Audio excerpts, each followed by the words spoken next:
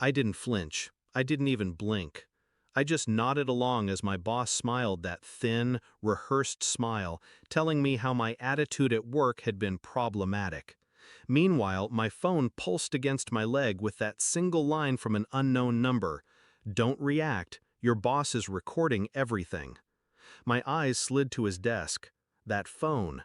Tilted slightly toward me, screen black, but its camera was pointed directly in my direction.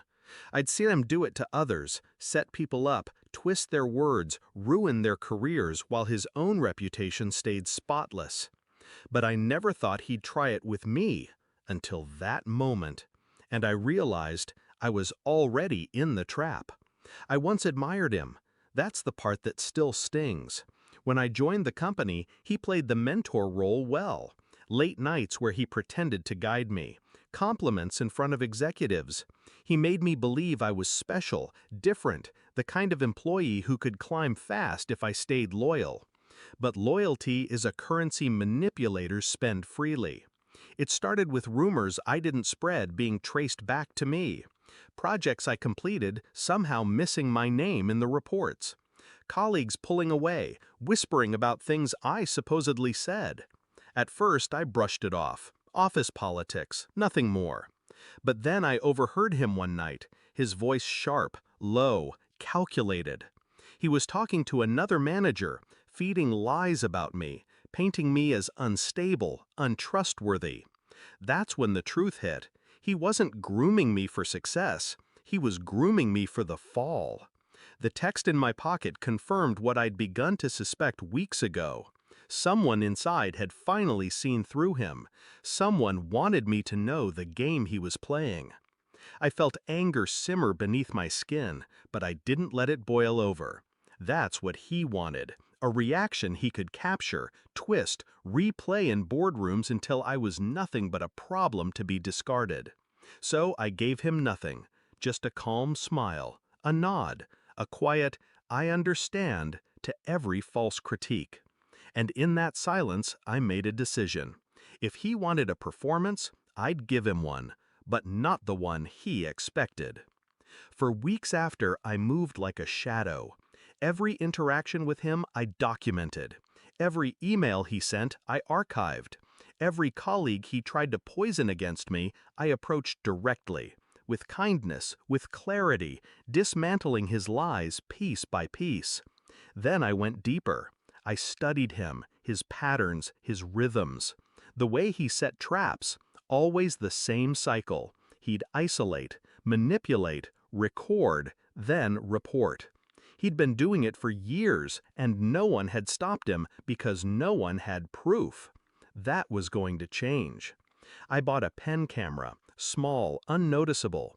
I started recording our conversations, his contradictions, his subtle threats. The first time I caught him on tape telling me to adjust numbers so they looked better, I knew I had enough to destroy him.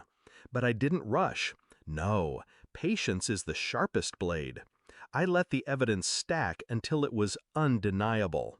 Then came the review meeting, the one where he thought he'd finally cornered me. He leaned back in his chair, phone still angled, rehearsing the same lines he'd fed to others before me. You need to work on your honesty, your reliability. People feel they can't trust you. I nodded, steady. I understand. He smiled, thinking the recording was painting him as calm, professional, while I looked submissive, weak. That's when I pulled out my phone. Actually, I said softly, I'd like to record this too, for accuracy. His smile froze. His hand twitched toward the phone on his desk, but it was too late. I hit play. From my speaker came his own voice, clear as glass.